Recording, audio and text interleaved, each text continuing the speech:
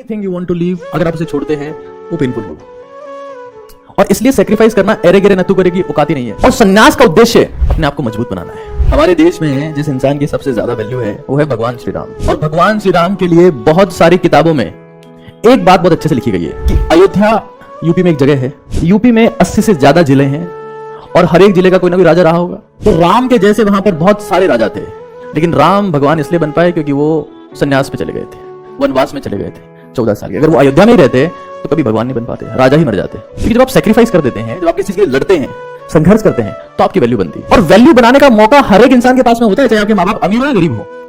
अगर मान लो किसी के माँ बाप बहुत अमीर है और उसने सोच लिया कि मुझे तो कुछ करना ही नहीं है, वो इंसान अपनी जिंदगी में सब कुछ कमा लेगा, इज्जत उसे फूटी कोडी की भी नहीं मिलेगी। अकेले रहना मुश्किल है, इसलिए सक्सेसफुल होना भी मुश्किल है। We have to be alone.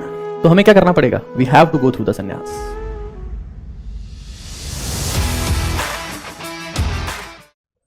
हमारे में से 90% लोग जो है ना, उनके साथ में सीन ये है कि हमें जिंदगी में सब कुछ हासिल करना है और छोड़ना क्या है? कुछ नहीं।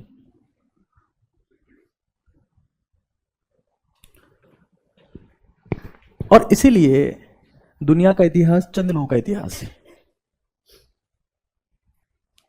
क्योंकि जो सेक्रीफाइस होता है ना, वो बहुत पेनफुल होता है।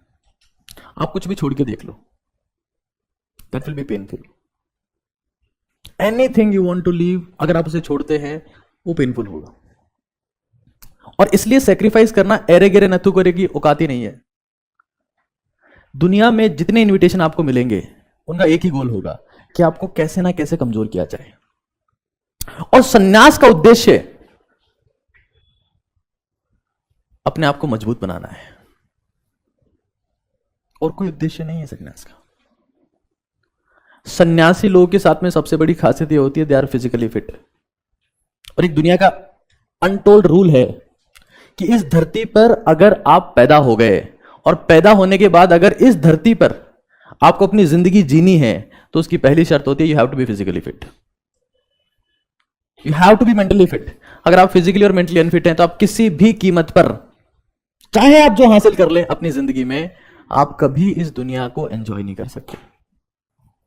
हमारे देश में जिस इंसान की सबसे ज्यादा वैल्यू है वो है भगवान श्री राम।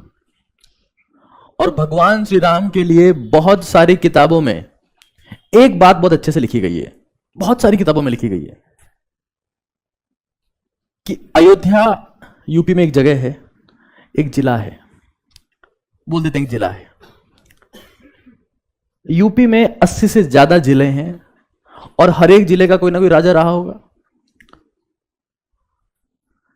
तो राम के जैसे वहां पर बहुत सारे राजा थे, लेकिन राम भगवान इसलिए बन पाए क्योंकि वो संन्यास पे चले गए थे, वनवास में चले गए थे 14 साल के। अगर वो अयोध्या में ही रहते तो कभी भगवान नहीं बन पाते, राजा ही मर जाते। ये बात कई किताबों में लिखी हुई है। क्योंकि जब आप सेक्रीफाइस कर देते हैं, जब आप किसी चीज के लिए लड़ते हैं, संघर्ष करते हैं, तो आपकी वैल्यू बनती है।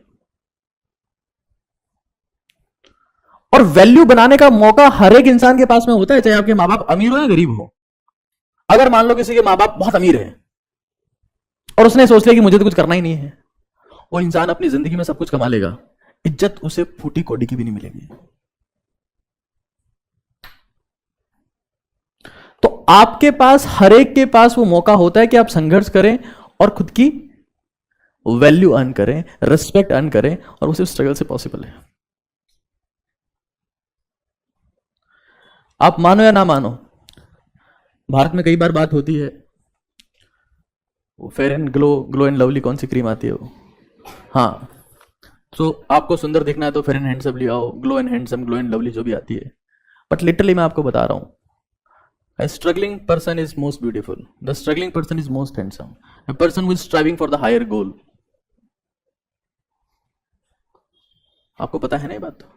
अगर मान लो आप कोई सा मैच देख रहे हो, उस मैच में एक प्लेयर एफर्ट लगाते लगाते उसको घायल हो जाता है, उसका खून निकलने लगता है, तो आपके मन में उसके लिए रिस्पेक्ट बढ़ती कि मतलब खत्म हो जाती है? यार क्या है, बेवकूफ है, खेलना ही नहीं आता, इसको गिर गया, पड़ गया, भरत क्या बोलते हो आप? Good effort, this person deserve respect. अब वहां तो हम इंस्पायर हो गए, वाह रोनाल्डो का माथा फूट गया, मजा आ गया यार, रोनाल्डो सैल्यूट यू। लेकिन जब हमारे कर्म की बारी आती है, जब हमें काम करना है, जब हमें मेहनत करनी है, तब हमारा सुपड़ा साफ हो जाता है। खैर, सन्यास का मतलब है अपने आप को सेव करना। अब क्यों करना? वॉट इज सन्यास इज फाइन, वाई सन्यास, क्या जरूरत है उसकी, सन्यास कब लेना है और कैसे लेना है, ये सारी बातें मैं डिस्कस करने वाला हूं। वाई सन्यास? आपकी जिंदगी में ज्यादा से ज्यादा से ज्यादा से ज्यादा इवेंट कब होंगे? When you are ready to perform. यहां पर कोई ऐसा बैठा है जिसकी जिंदगी में नरेंद्र मोदी से ज्यादा इवेंट्स हुए हो? है? दोपहर के 2 बज रहे हैं भाई और बहनों, 3 बज गए जगह चेंज भाई और बहनों, 4 बज गए जगह चेंज भाई और बहनों, 5 बज गए जगह चेंज। इवेंट चल रहे हैं लगातार। Modi live, all time Modi is live on Facebook, every time he is live. आप फेसबुक कर लो, भाई और बहनों। बंदा सुबह जग रहा है 11 बजे तक भाई और बहनों,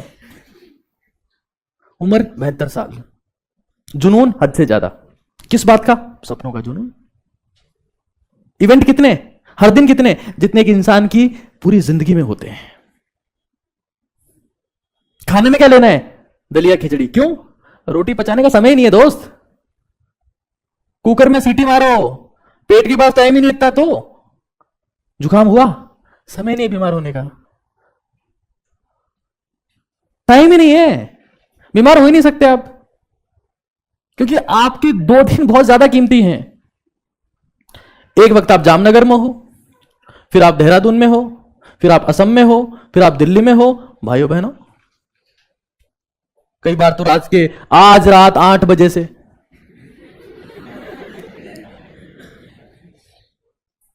मतलब हम और कहीं से इंस्पिरेशन लेने की जरूरत नहीं है आपको। और मोदी की गाड़ी में हर कोई बैठना चाहता है, कि पता है कम से कम विधानसभा तक तो लेके जाएगा, और हम ढंग के तो संसद तक ले जाएगा। कई लोगों को अकेले रहते घुटन होने लगती है, किसी को फोन लगाते हैं, किसी को मैसेज करते हैं, अरे भाई कहां है, भाई कहां है। अकेले रहना मुश्किल है, इसीलिए सक्सेसफुल होना भी मुश्किल है। तो सन्यास इसलिए, because when you are alone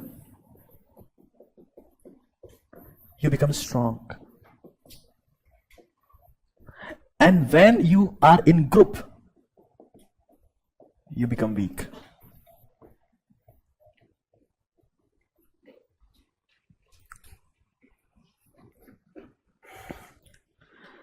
तो हमें यह बात समझ लेनी है कि अब हमारे पास में स्ट्रांग होने का रास्ता क्या है? We have to be alone. तो हमें क्या करना पड़ेगा? We have to go through the सन्यास।